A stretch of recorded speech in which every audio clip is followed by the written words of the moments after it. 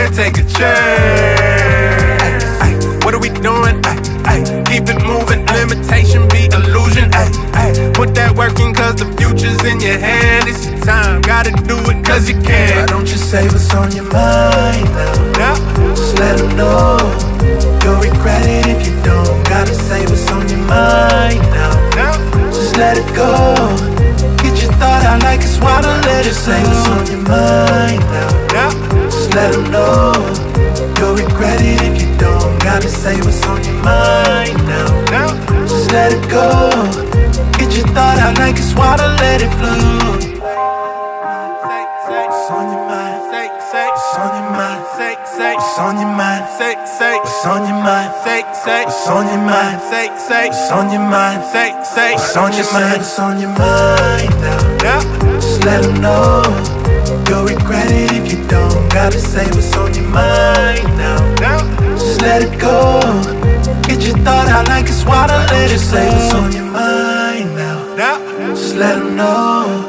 You'll regret it if you don't. Gotta say what's on your mind now. Just let it go. Get your thought out like it's water, let it flow.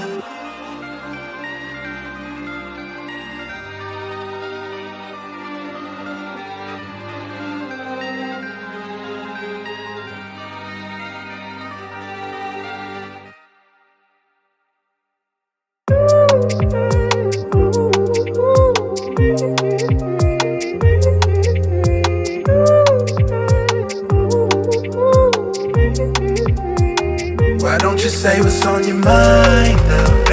Just let them know. You'll regret it if you don't. Gotta say what's on your mind now. Just let it go. Get your thought out like it's water, let it flow. You a star, that original. If you didn't know, they don't make them like you. No, not anymore.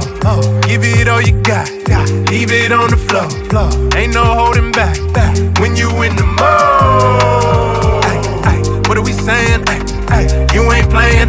PM to the AM. Put that work in, only way you getting on. If they asking what it is you really want, why don't you say what's on your mind now? Just let them know.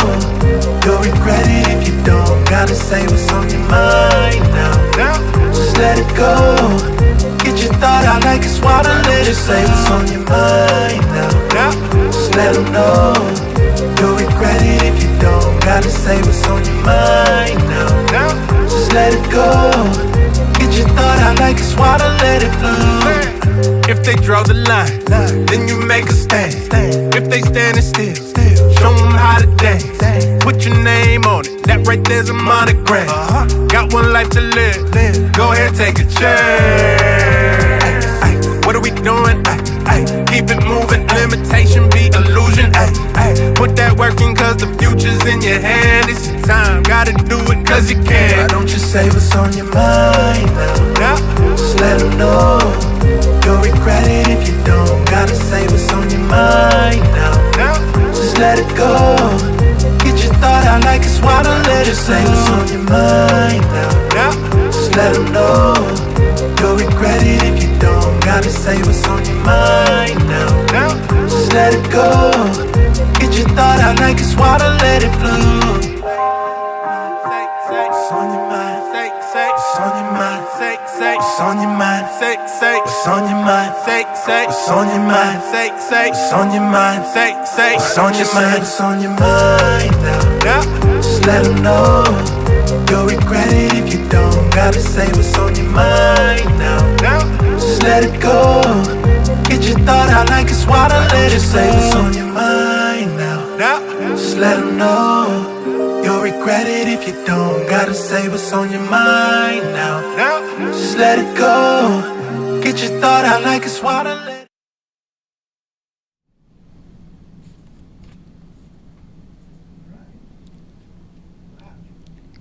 We're live? We're live. All right, we are live. Hi, everyone. Welcome to our second live podcast for Passion and Faith. So, I got some feedback for the first podcast that we did, and I want to implement that.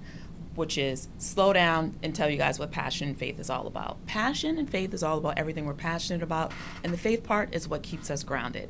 It doesn't have to be religion. It could be a product. It could be faith in oneself. It could be faith in a person, but it's what keeps us grounded. And so I am so excited for today's show. We have some legends.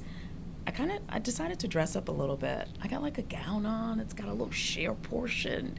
I put on my good clothes today. And that's because we are talking redemption and branding. We have two amazing guests, but first up, we have entertainment attorney, James McMillan. McMillan. And you were named by Billboard and Hollywood Reporter as one of the most sought-out entertainment attorneys. Yeah, I worked hard for that. When I was a young kid, I always knew I wanted to do something really, really, really well and add my own sauce to the world's equation. But I'm very proud of the things that I've done and happy to be here. Yeah. Mr. McMillan, because I got to reclaim that. The one and only. The one and only. Yeah. I remember when we first met, and shout out to my bestie Sabria. She actually connected us. Yes. I was like, "Are you related to Terry McMillan, the author?" You know, it's funny because McMillan, as I got older, I realized it's more of it's not as uncommon as I thought. But as a black man and as a black person, period, with that last name, I hadn't met too many McMillans growing up.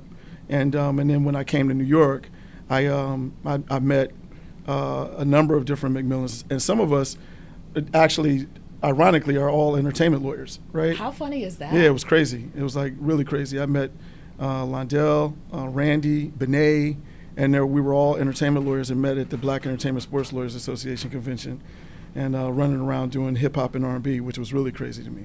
Well, let's talk about that because you have worked with some heavy hitters, and right now you're working with Honey Baby. Yeah. She has that hot single, I believe it's called Left Eye, featuring Little Kim. Yes. They performed at Barclays Center, Yes, tore yes. the place down. Yeah, absolutely. Tell us a little about some of the projects you got going on right now. So Honey Baby is actually she's part of my transition into owning my own company, where we focus on development and making sure that the artists are protected, powered, and paid. That's our thing, right? So the first thing that we do, my company is called Art at War. The first thing we do is we get into we identified like who we feel is worthy of our time and can be worldwide superstars. And from there, we actually get into business with them. Once we negotiate our deal, we make sure that all of their rights are protected and in a position for us to put our marketing power behind it, and then we make sure that they're paid properly. So that's the main thing that we do, and I think Honey is a shining example of that. She's great. Yeah, we can't spread ourselves too thin. So we take our time, and we're very meticulous as to who we actually identify and whether they're worthy of that. But she's a big superstar that the world will see very soon. Yeah, she is, and she's actually she's been on Good Day before. She's been on Good Day Night. She's performed, and she's fabulous. She's a little itty bitty thing, yes. but she packs a punch, boy, when she hits that stage. She's a dynamo. I mean, the great thing about her is that you put her in a room and she works it. Yeah, she works it. I've seen that she does in her person. thing. Yeah. So let's go back, because you have worked with people. I mean, everyone from Too Short, Kodak Black. Machine Gun Kelly. I mean, I could literally, the list goes on and on. I've already mentioned the Hollywood Reporter, the Billboard, naming you as one of the top attorneys. Mm-hmm. But that all was almost derailed. Right. 20-something-year-old knucklehead in college. Yeah. You pick up where I'm leaving off at. So, well, I've always had like a colorful life. It took me a minute to realize that's how I describe it. I've been a risk taker for a long time, mm-hmm. right? And I always knew that I wanted to own my own shop at some point in time. But what in fact I wanted to do has been the thing growing up. I just wasn't certain. So, in my 20s, I knew I didn't want to be broke, right? So I knew that I'd always had jobs since I was like 12 years old. in the form of paper routes and shoveling snow because I'm from Cleveland, Ohio. Yeah, raking 14 for me. Raking leaves, whatever, cutting grass, whatever it was. But when I got to college, I really didn't have a lot of money, and I got into, I started selling weed, and that took me on a path that eventually got me into some trouble. Got me into some great trouble, and I got convicted of a felony, which almost derailed me from becoming a lawyer. And my passion to want to be successful, my faith in belief in the fact that I felt that I could overcome that challenge is what got me here today. But I'm leaving out a lot of details, but that was a very trying time, and I really had to dig deep and I think God in particular put people in my path to help me, and gave me the fortitude to keep going forward despite what I was being told that the things that I wanted to do were not accomplishable based on my mistakes. So let's talk about that mind shift, because I'm sure that shifted everything. Not only did it shake you, but it shifted your mindset. Can you talk about that? Yeah, I can talk about it. I think what I learned most importantly was that you have to really I prayed a lot, right? And I shared, and although I was embarrassed, and although I was, my confidence was shaken, when I shared my struggles with like my loved ones, the people that really cared about me, then people came in to help me to move those mountains out of the way. So if there's one thing that I could share with the audience and with anybody else, is that don't be afraid to share your struggles, right? Because sometimes that's the difference maker. No doubt about it. And that was certainly the difference maker for you. And also you mentioned the people that you had in your path. So let's talk about how you shifted out of that into this. I mean, you're an attorney, you're also an executive, you're also a mentor. Yeah. So let's talk about how you went from that dark place to now here you are living your dream. So in my instance, I had this felony on my record, right? And I hired a lawyer in New York because I passed the bar, but I didn't. I needed to pass the moral character and fitness test, which is a background check essentially. And I hired a lawyer to help me with that. But when I prayed on it, and because it was taking too long, and I ended up writing my own statement. I got an epiphany, and I wrote my own statement out one night, and I sent it into the bar, and I sent a copy to my lawyer. My lawyer contacted me and was like, why did you do this? That you made my job that much harder, What did you say? Is it like a character I just basically letter? admitted everything. I acknowledged all the things that I'd done wrong. I acknowledged the things. Yeah, it was basically, tell us what happened and how'd you get here. So I went through, my mindset, and I talked about the fact that I had made mistakes, and I acknowledged the mistakes that I made, and I submitted it. And then I got a call from the New York bar, and they asked me to come in and do an interview. Which from my research told me that this was just like an administrative thing. Then I was going to have to move on to a much deeper dive into my background and what got me here. But when I flew in town, I went to go, because I was living in LA at the time, I went and sat with the interviewer. And, ironically, when I got there was a long line of people sitting outside his office. A lot of the people that were coming out crying, and their families were there, and they were like, so I was like, okay, I was kind of prepared for this not being a successful move, because my lawyer had told me that I messed up, and then also too, I had read and done my research on how these kind of proceedings go. And so when I walked in the room, when it was my turn, the guy sat me down, and he said, hey, so I've got some questions, and I was fully prepared to answer any questions he gave me. But he said, have you been practicing law without a license? I was like, no, I have not, right? Then his next thing was he just went on to talk to me about my statement. And he was like, I never read a statement like this in the past before.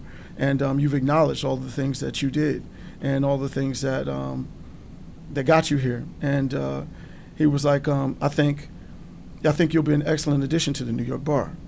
And I was, kind of floored. I just sat there, and he was like, but I've got one caveat. My heart dropped when you said that, and I've heard this story before. I'll be completely honest, but it's still moving. Every time you Trust tell me, it. mine dropped too. So I was like, he said those words, and he said, I've got one caveat, and I asked him, what? And he's like, I implore you to share your story with other people, because there's other young black men that need to hear your story, and other men that are similarly situated to you that need to hear your story. And I said, thank you. And he was like, welcome to the New York Bar. And look at that. Yeah, I walked out of the room. A setback that became a setup. A setback that became a setup. I called my mom and my dad, and we all cried on the phone. And I walked into, then I had to wait for this ceremony afterwards. And when I walked in the room, I think there was 3 of us that got sworn in that day. And, remember when I first walked into that whole setting, there were about 20 people sitting there waiting to get interviewed. So there was a judge that came from behind the bench. He swore us in, and then I drove back to the city, and I've been off and running ever since. Yeah. What was so? We actually have a question from Alexandra. She said, "How did those setbacks shape your? Can you read that? Approach to law and business throughout your career?" Great question. So in the entertainment business, in particular, because I was working at an entertainment firm, it actually helped me. My background, the things that I had to overcome, like my mistakes actually turned into things. Setups. I can't. Isn't that strange? Yeah, it's crazy. Like I was able to identify with people that and people found they could talk to me. A lot of people in the entertainment business, whether it be the security guards or the managers or the artists themselves, who had were familiar with my background, and I built up a level of trust through my street activities. I built up a level of trust within the community, and I built a name for myself. And when I was doing that stuff, and that kind of poured into my phone just ringing, on a regular basis with people that were had done, were in different situations, whether it be, they were in a contract that they wanted to get out of, or whether they were in a contract that they wanted to build, or whether they had gotten caught with a gun, or whether they were going to get evicted, or whether they were, doing, it was so a domestic. You were practicing all kinds I of came law. to New York. I'm from Cleveland. Or all types of law. Yeah, and I promoted that I was an entertainment lawyer, which meant that I was at night, I was in the clubs, I was in at events, I was doing whatever, and I was passing out my cards. And there would be nights that I would be leaving the club. I was passing them out so much, I'd be leaving the club, and I'd walk out and see my card laying on the ground with a boot mark on it. And I grab it up, because clearly that's not the brand, right? Yeah. And so I snatch it up and put it back and dust it off. Yeah, and put it back in in my pocket or whatever. But I just kept going, and so people would call me for all kinds of stuff. And because it's New York City, it's not cheap, right? So I had to pay the bills, and then people started to say they wanted to work with me, because I started to build a reputation for being good at what I do. And so how did that translate into you going full-fledged entertainment? Again, I always was promoting that I wanted to be an entertainment lawyer. And one thing I did mention is that when I was selling weed, me and a friend of mine started a record label, right? And that was our thing. Now, it was unsuccessful, but it was successful in the sense that I built a lot of relationships, and I learned the value of relationships. And so by the time I graduated from law school, I still had those relationships, and those relationships were turned out to be very fruitful for me, because a lot of the people that I knew from my background had actually excelled in the entertainment space, and were welcoming to me when I got my credentials. I'm going to be completely honest with you, James. I didn't think you would be so transparent. I mean, I knew you were going to get on here, and I knew you were going to talk about your story, Right. but I didn't know you were going to go that deep. And I appreciate that, and I'm No, sure it's all those good. that are watching also appreciate that. Because to see you on the other side, you are a successful man, but you're explaining all of those little cracks, right, that complete the picture, like a Right. mosaic. Right. Well, it goes back to, again, what the interviewer said to me, and it was like, to share your story. I think that there's a lot of power. The name of your show, passion and faith. right? So those two things, they resonate with me in particular, because my passion is what got me here. My faith in God is and what He has shown me in the past clearly is what got me here. And your story became your glory. I like that. I'm gonna take that. Yes, Yeah. my story became my glory. Yeah. Right. Okay. So here we are, entertainment attorney.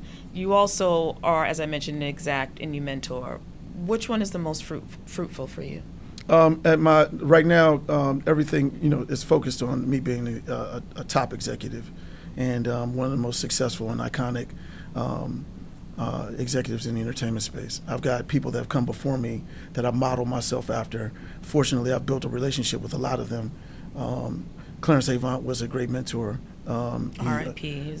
Rest in peace. Godfather. Yes, sir. Yes, ma'am. Yep. So he was great.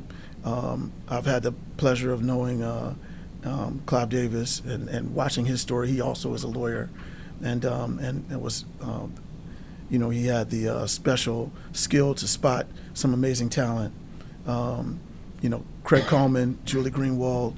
I just get a lot of people that I've had the pleasure. James Prince, Barry Hankerson, have shared their stories with me and helped guide me to success. We have some questions coming in. And guys, you may see me looking around like that because there's a camera right in front of the screen. So we have Shannon from Houston, and it says, Boogie. Can you read that? What pivotal steps are you taking to incorporate AI into your legal practice since artists can now create contracts themselves? So it's a great question. Yeah, it's a good question, and I appreciate Shannon for bringing that forward. So a lot of times, artists, people will come to me for basic contracts that they, whether it be a management contract, for instance, or some other form of agreement, and depending on whether they have the resources to retain me or not. If not, I may, give them a modified kind of advice, and that modified advice is to say, listen, go out, do your best, go to ChatGPT or whatever it is. You send them to ChatGPT. I mean, if they don't have the money to pay me, right, to retain me, what I may ask them to do is to go out and start it themselves, right, and if and I can look it over after that and kind of help them put it together depending on the situation, right? But the overall goal is to help people, right? And ChatGPT, Manus, Claude, they're all great solutions. And I personally think that, if we're not using artificial intelligence, we're going to get left behind, right? It's here. It's not going anywhere. It's not going to do anything but become more and more refined. And the more you know how to prompt and use these tools, the better off you'll be, and the more competitive you'll be. We have another question. I just spotted, and it's, what is the biggest mistake you think artists are making today? I think a lot of times artists start out with a lack of confidence, and they are afraid to put themselves out there. You've got to put yourself out there. Yeah. You've got to be vulnerable. You've got to be consistent, and be ready to work. I think a lot of times people say they want success, but they don't really want the things that they have to do to get there, right? They just want it to come knocking on their door and find them, and that's not how it works. Is that what you tell your artists? Yes. Like when you spot, okay, so tell us from that. the very beginning. If they're not ready to work, that, I don't want to work with them. Art at War pep talk that you give your artists, and what does it take to be one of your artists? So it starts off with them having the talent, right, which is going to attract me first and foremost. Second, it's not just the talent; it is the work ethic, right? So are you willing to put in the work? Are you willing to put in the long hours, which means late nights and early mornings, essentially? And because I do it, and it's hard to compete with me. I'm a beast, So and I try to stay in the same mindset that's going to help me, get there every day. But the reality of it is either they have it or they don't. And if they're not willing to put in that work and be consistent, then we can't do it. Then the third thing is, do you have a team? And are you willing to be coachable, right? A lot of people, we fall in love with the talent. We think that they've got the work ethic, but then their ego will get in their way and not allow them to be coachable. And that's something that, you learn with time, but that's extremely important. because even Michael Jordan took notes from Phil Knight, right? And also wrote down all the shots that he missed. Yeah, and Kobe, wow. So you got to model yourself after the greats, and a lot of times people miss that. That's a key component. Are you coachable? Okay, we got some other questions that are rolling in. I think next time we're going to have our intern, Alexa, do you see any questions that we're missing? Okay. Oh, there's another one. How do you think the rise of AI and production is changing the legal landscape for artists and labels? Are there specific challenges or opportunities that you're keeping an eye on? I think it's not just with it's an art period, right? So it's a question of whether something that the computer makes is copyrightable, and whether you can own it, and whether it's actually creative, but it all clearly it comes from someone's prompt and their imagination, right? So it's a new territory. It's new territory that is the law is going to catch up on, but right now it's somewhat vague. So we're watching. Okay, so I don't know if you got. I know you did catch wind of this whole Timberland wanting to start an AI label. What are your thoughts on that? I mean, I come from the old school, so I think that's a little corny. But I mean, at the same time, I get where he's going with it. As a business person, he's trying to get ahead of it, and he might be onto something. I don't know. We could all be wrong, but whether it would be appealing to me currently with today's technology, not necessarily. So for me, my personal taste, but as a business move, maybe you can't knock them for trying. Right. But what does that mean about artists? I mean, we're talking about it's a craft. Yeah, right. It's a craft. What does that mean? The craft is for evolving. That's what it means. And unfortunately, it's like what are you going to do? Because it's not going anywhere. So we have to deal with it.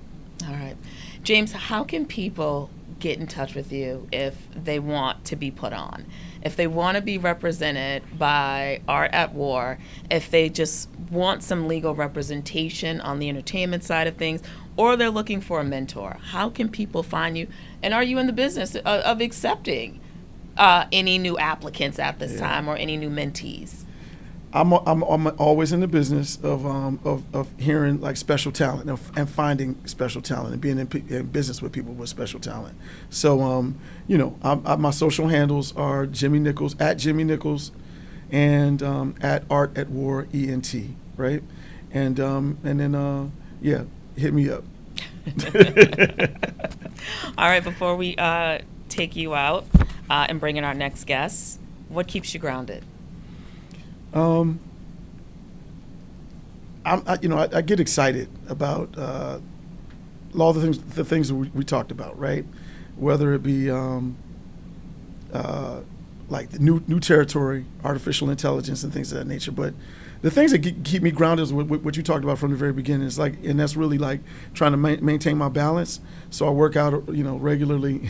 Yes, I didn't say that on camera though. That he is a yogi. Yeah, well, you do headstands and you're very flexible and don't be fresh, not in that manner. But if you go on his Instagram page, you can see you really are a yogi. Well, I do my best to keep my mental health together because it can be challenging at times dealing with the colorful people in our space, the right? Stress, and the stress. But and then we're problem solvers, and I'm a problem solver ultimately. So people dump their problems on me a lot of times, and I have to figure out a way to filter that out and hopefully provide a solution, right? But the balance of that again is going back to just making sure that I can have some space for myself and my family and close friends and laugh. I try to laugh often. You laugh all the time. Yeah, absolutely. Thank you, James. Thank you. And you don't do podcasts often. No, this is the first one. So this is huge. Yeah, thank you so much. I appreciate you. The Passion Faith podcast. Thank you. All right, coming up next, we got brand king Peter Arnell in the building. He's in his all white. He's looking godly. We got to shift Mr. McMillan. I had to catch myself on out. It was a pleasure. Thank you so much. Stay tuned. Don't go anywhere. let them know. You'll regret it if you don't. Gotta say what's on your mind now. Just let it go. Get your thought out like it's water, let it flow.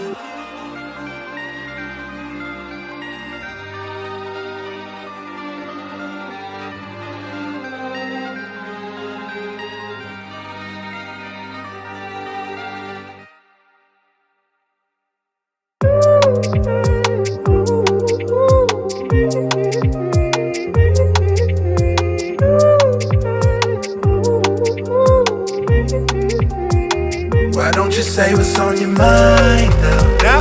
Just let them know. You'll regret it if you don't. Gotta say what's on your mind now. Just let it go. Get your thought out like it's water, let it flow. You was stuck, that original. If you didn't know, they don't make them like you. No, not anymore. Give it all you got. Leave it on the floor. Ain't no holding back. When you in the mode. What are we saying? You ain't playing. BM to the AM. Put that work in, only way you getting on. If they asking what it is you really want, why don't you say what's on your mind now? Just let them know. You'll regret it if you don't. Gotta say what's on your mind now. Just let it go. Get your thought out like it's water, let it say what's on your mind now. Just let them know. You'll regret it.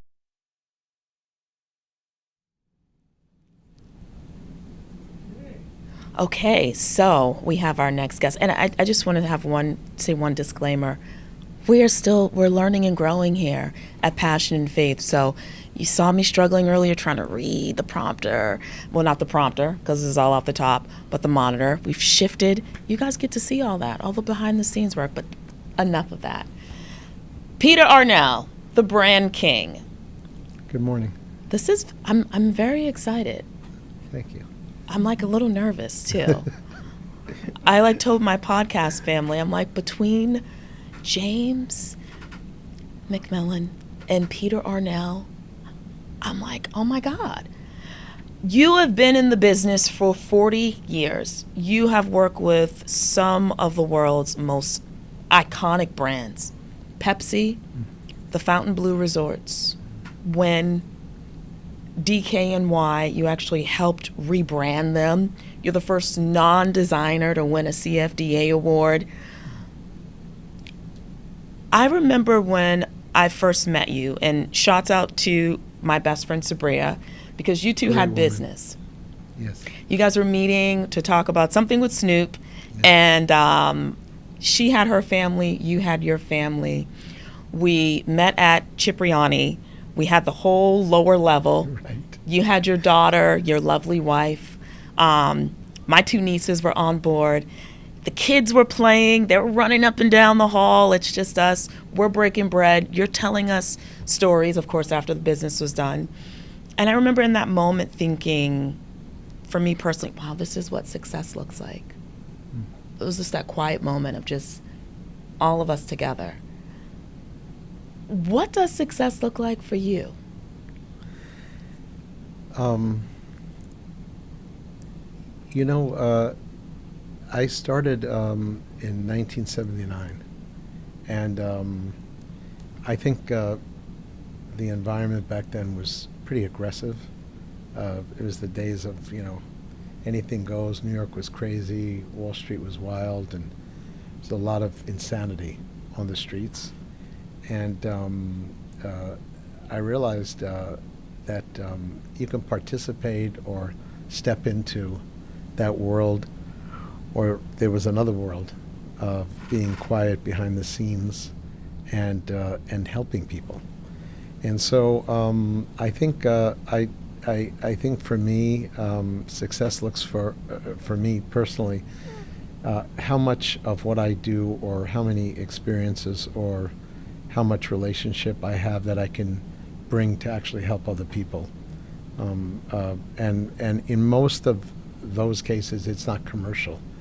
It's through Special Olympics and through the fire department, the foundation, and a lot of civic work that I do and have done.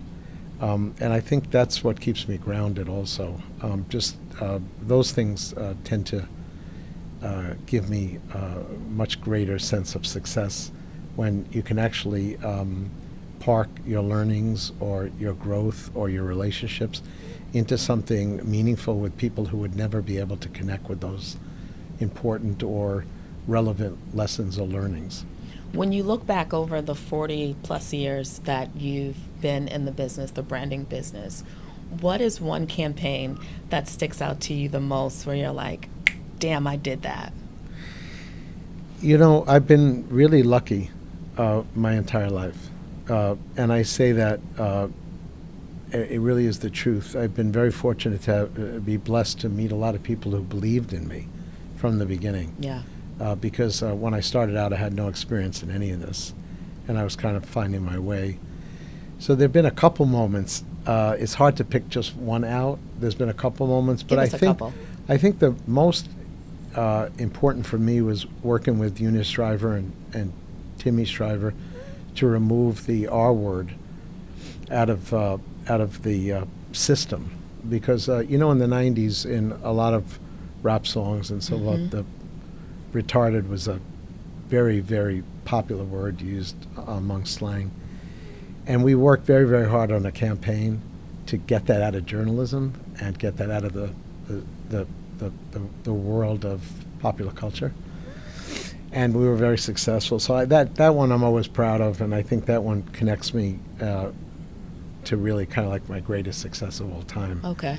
But there's been a lot. There's been the thing that I getting the vowels out of Reebok, a stale company that needed to be hip and cool again, and erasing those vowels and making it RBK. And I think working with Muhammad Ali for such a long time and coming up with the GOAT brand and doing all the work for him and Lonnie, who I still very much in touch with. Is there one that the consumer may connect with that, and we may not know that it was you behind it? Well, you brought up DKNY. I think that was a moment for me that even 40 years later, it's been a long time. I am very connected. People associate with me with the fact that I had 4 letters cut out in one place on a billboard. You're known for that. Just I'm known chopping for letters, that, chopping letters. But it was very different because we were in a period of time where color was very important in fashion advertising. Clothing was important. People wanted to know what you made. And I chose to take an aerial photograph of this great city. The Brooklyn Bridge. Yeah. It's iconic. And it's Statue of Liberty and all that stuff. It's black and white. Black and white, yeah. A lot of your work is black and white. A lot of my work is black and white photography provides an incredible focus on the content. Color tends to disturb a lot of times the actual content, the forms, the message. So I started out black and white. I think in the beginning, when I picked up the camera, early 80s, and started doing photography, I didn't know better. It was easier, to be honest with you, and it was cheaper. Okay. But then it became quite popular also in the early 90s in fashion. People like Herb Ritts, Annie Leibovitz, Steve Meisel, they pushed into black and white a lot. So I was kind of in the right place at the right time. How about that? Can you talk about what you've done with the Fontainebleau resorts? Because I didn't know that. Yeah. So years ago, Jeff Sofer bought Fontainebleau in Miami Beach, Florida, an extraordinary, legendary destination that really created what we know today as 5-star resort luxury. And he asked me to work on it with him from both a design experiential point of view as well as a branding point of view. And so I worked for a couple of years on the renovation of that project with him. And it was great fun, and it was an important project. And my uncle, on my dad's side, his twin brother, his name was Emmanuel Abraban, and he worked for Morris Lapidus, who designed the Fontainebleau Hotel, coincidentally. And when I was very young, I had a chance of meeting him, actually. So the whole thing kind of was wacky and made good sense, but I felt like I was continuing in some kind of timeline there. And so I created a logo, FB logo mark that was reminiscent of the graphics in the era, and it became very popular. And also Live, there was a nightclub that was built there. I came up with that whole name, and Live is Liv, which is actually in Roman 54, which is Yes. the actual year that the hotel opened. So so that's why it's Liv, the brand of it. But then Jeff wanted to get us involved in this big project in Las Vegas, and he asked me if I can head up all, I guess, the holistic approach to design oversight with all the architects, and then get involved in all of the OS&E and FF&E, from the branding to the chips to the casino furniture to the hotel rooms. Wow. To everything. So there was about 10,000 work streams that we did over 34 months, and I oversight that as the Chief Innovation and Creative Officer, and it was quite a project. But Aren't you still on as that? we finished up our work mid last year. I had a terrible accident in March of last year. I was hit by a car around the corner from here, and sorry, I hope you didn't get at any 40 miles an flashbacks hour. coming to us. No. But I had to slow it down. I just February got out of a wheelchair. But I broke my neck and my you can see I have no shoulder here, my ankles. Wow, Peter, I didn't know that when we yeah, met. yeah. You were still recovering. Yeah, I was still recovering. Yeah, and so I just had a halt there. It's really healthy because I think it changed my whole perspective on a lot of things. Being in the hospital for a couple months, and then all the rehabilitation and so forth, and I shouldn't be here right now. For all when you look at it from the actual accident, I'm very lucky to be alive right now. All my ribs were crushed, my lung collapsed. It just goes on and on and on. But a guy on the phone. What did that do for you? What did that? How has that changed your outlook? I've always been a fighter, and Is that the Brooklyn in you? I think now I could say it's the Jimmy in me. Now that Jimmy was here, but like we it sounds like we're really different mother, but just no one's going to tell us no. I get a little emotional here thinking about Jimmy's story. It's okay. But just to have a fight like that inside you, and to rise to what he's done is extraordinary. Yeah. Just extraordinary. So anyway, We all have that. Sometimes it's being placed in a situation where it has to come out, and recognizing that you have it to pull it out.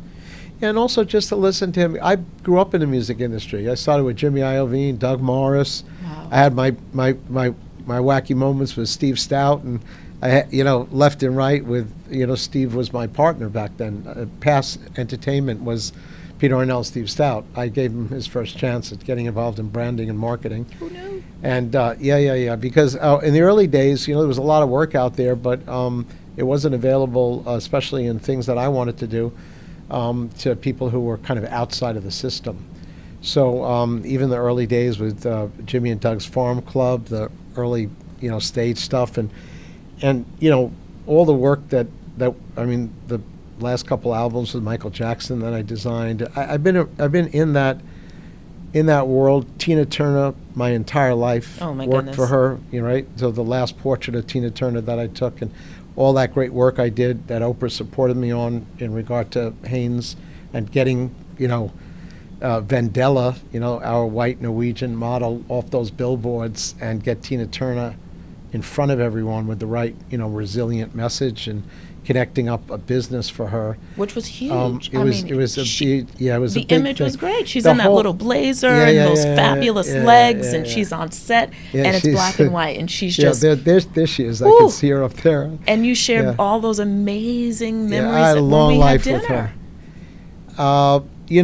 It's interesting for me because we knew a lot of times we were right, but we knew it because we felt it. We didn't know it because we had facts Oh, or we my had goodness. support, right?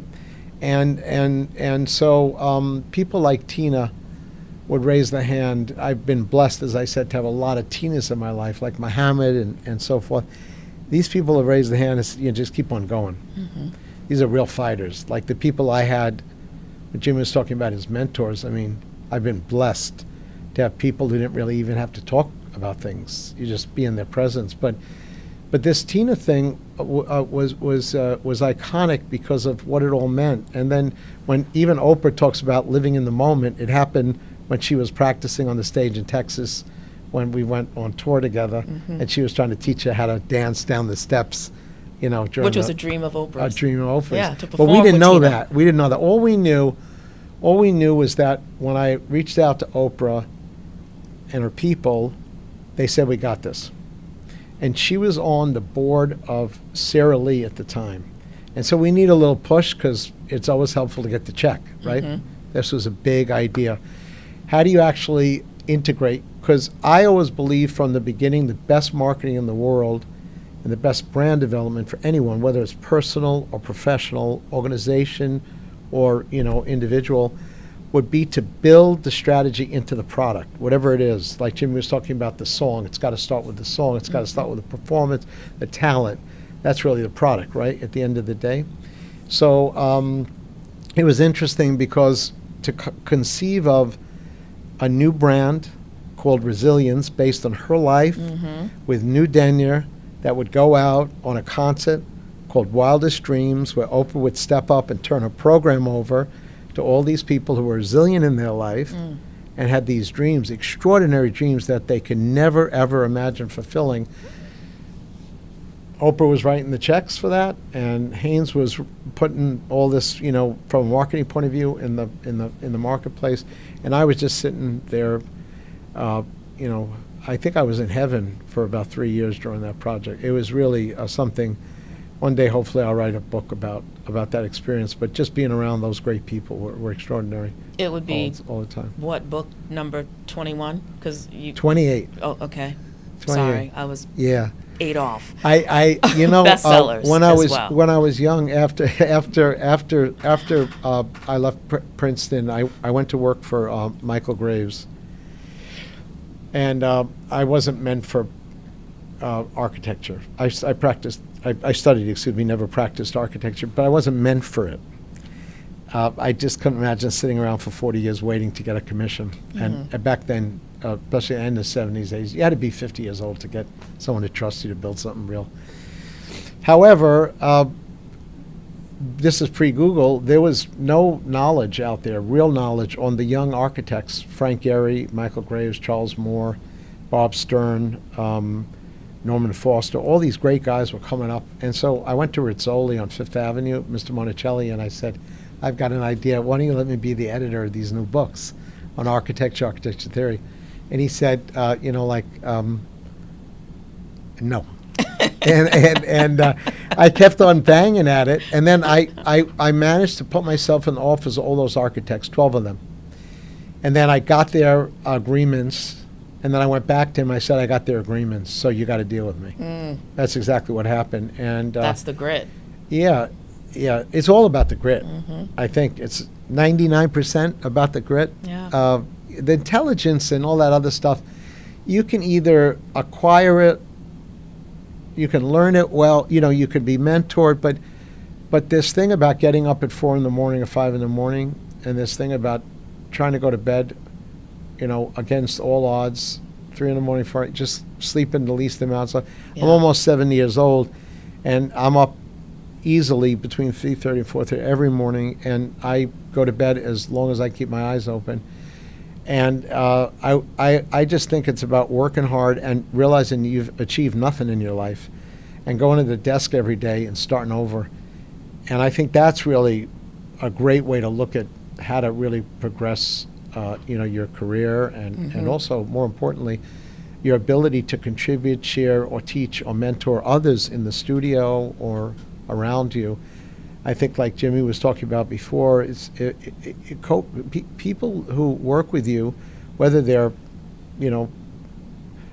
brilliant or whether they're young and starting out, they need to be able to be coached. There's a lot of that goes on. You have to know who the stakeholders are, who the supporters are, who the sponsors are. You got to know your role and how you're going to grow and put the time in. So we've been very blessed to find a lot of great people in our life again. I think I'm off a little. No, Yeah. it's okay. It's okay. We're loving it. I just want to make sure that we tap into our audience because Oh, we have sorry. several questions for you. I don't even know where to jump. I see Paul Rand and yourself, two great creative forces from Brooklyn. What is it about Brooklyn that brings out the best creativity? Oh, someone's doing the homework.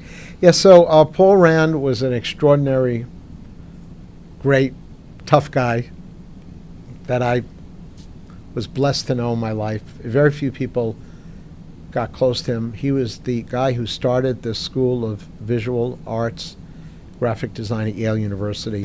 He was the designer come of up the with the IBM UPS logo, UPS logo, and Steve Jobs was obsessed over him. And the moment Steve got thrown out of Apple, he jumped on him to get the next logo, which he did for him for next company. And I got real close to him. In fact, I am blessed to know that I have his archives in my office that I look at Wow. almost every day. But I got close to him, and I was able to photograph him in his studio. And when Steve, personally curated the Think Different campaign, I got a phone call from the great asking, I just spoke to, his wife, and she said, you have all the pictures of Paul, and it's not Mahatma Gandhi, it's not, Mother Teresa, it's not Muhammad Ali, it's Paul Rand that we want to launch the Think Different campaign with, and we know you got pictures.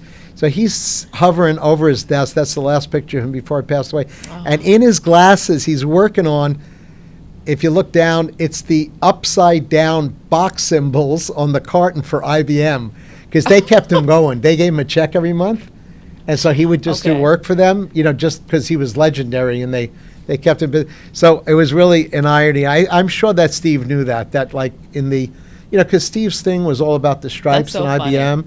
Remember, 1935, IBM says think. They come up with a magazine. Steve says think different, right? It's all this battle going on about crushing down the big, giant organization, AT&T, Motorola, BlackBerry. That's his whole life. And so anyway, Paul Rand designs the IBM striped logo. The Apple comes out with the stripe. It goes on and on and on. But anyway, so I studied him. I became friends with him. I documented him. I miss him a lot. He's a great person, and I've been blessed to know him in a period of time which was able to really guide me, through a lot. That's awesome. I'm talking too much. Peter, you are good. We still have people who are listening yeah. and watching. So I this see is an AI amazing. thing up there. So let's jump into that. Can you discuss branding with AI? Yeah, you asked me about the accident, and what's really interesting is that succession, especially when you're a leader or you're more in the creative space, is a tough thing. Tough thing because is it a partner you need? Is it a team? I've been with Dan, who's sitting here. One of my blessed, trophies in my life is 25 years. He runs my organization. He went to Columbia. He's an architect too. We met at Guggenheim Museum. Shout out to And, Dan. He's sitting shout out to Dan Zuzanaga here. I got really worried about this after this accident. I have 5 kids. I'm staring at them, and my wife is. It's really tough. So I got real smart. I started doing homework, and I realized that I could take 40. It's actually close to 48 years of all of my IP, institutional knowledge, case studies, and every single detail of anything and everything I've experienced, and actually start building a learning machine, which I have done, called Genis, which I'm working on right now, to actually become the world's next generation of brand engines for the world, for people who are young, like the ones who you had asked Jimmy, how do you get in touch with and help these people? So we're actually in the middle of that project, which is going to be extraordinary. So I'm That sounds leaning. amazing. Yeah, I'm leaning on AI to develop. I think that if the dashboard is correct, he called it prompts, but the dashboard is correct. This will provide young people access and knowledge to over 1,000 critical missions, from the repositioning of Chanel to the invention of Donna Karan to all the work that we've done. And so I'm resting well and much better these days, knowing that all of, because we've digitized everything, every meeting note. We have a system that I started in 1979 called Bag and Tag. So every day's notes are labeled. And then when we got really smart, 2008, 2009, we started digitizing everything. So this would be a database of all of your work over the course of your It's actually educating.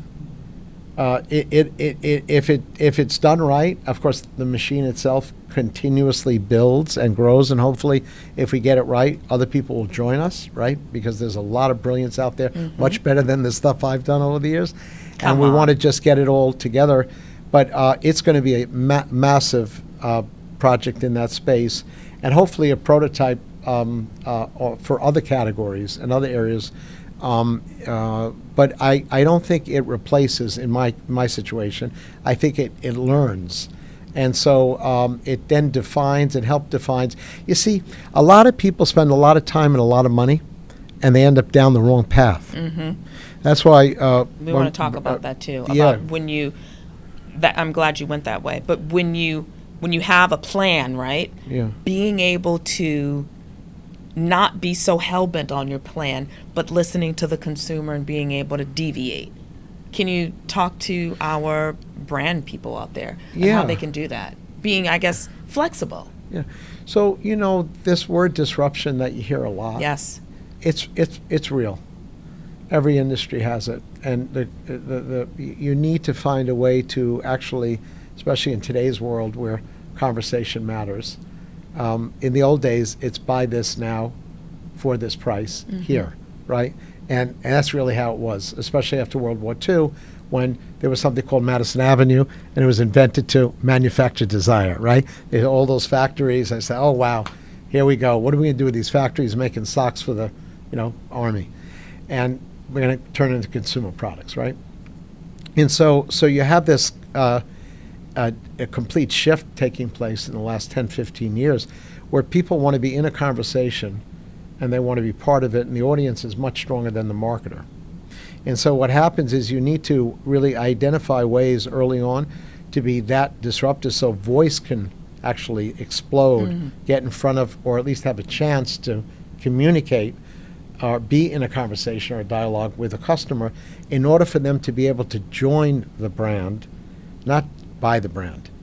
And I think the big shift that's taken place is that people have to create invitations, over manifestos. And I think that is exciting because social media and technology today permit within seconds the world to hear what you have to say. And to communicate with the consumer. Yeah, it's amazing. Yeah.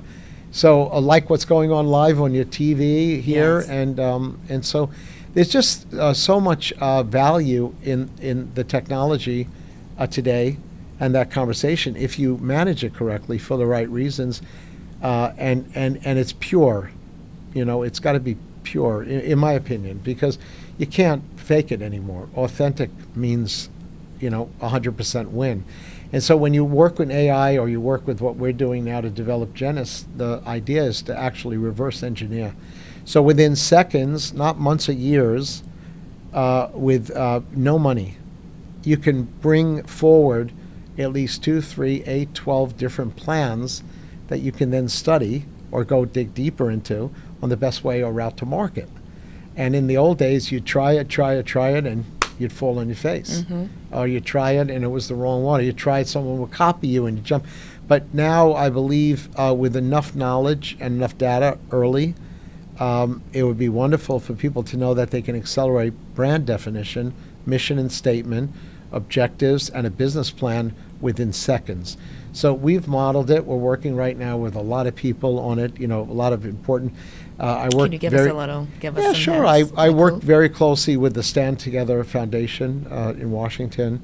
I do a lot of volunteer work for them, and I'm working with them on stuff. I'm using it all the time on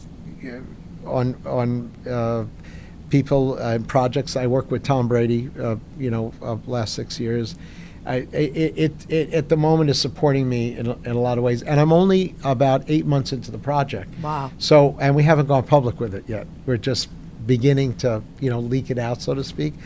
But I'm real proud of it because my mind, which is a sponge, doesn't mean it's smart or it's not smart or it's good or it's just a sponge. It'll be able to be squeezed now, and all of that activity, knowledge, experience will be able to be shared, which is kind of exciting. It will result in a launch, I think, in 2027. Parsons here in New York City is doing a retrospective of my whole life, and it'll be very That's much amazing. integrated in all this stuff we're talking about with AI and stuff like So that. when is Parsons doing that? Is that happening in 2027? Do you remember exactly the date? Yeah, it's December 2027. Okay, we got some time. We You got- definitely you want got to some- highlight yeah, that. You got that. That's it's For going to sure. be it's going to be interesting. Excuse me. It'll only be the second exhibition. The first one I did was on my photography. Years ago, Frank Gehry, the architect, wanted to curate a show on my. So we did 30 years of photography, and he built this incredible exhibition here in New York. And this will be the only second one. I don't really think much of what I do seriously is important. I think the processes, the people around it, the people have contributed to it, the team always first, mindset. That's really what's important. So when you do an exhibition, you really get a chance to get that message out. You know, you always say, oh, Peter Arnell did this. It's not true.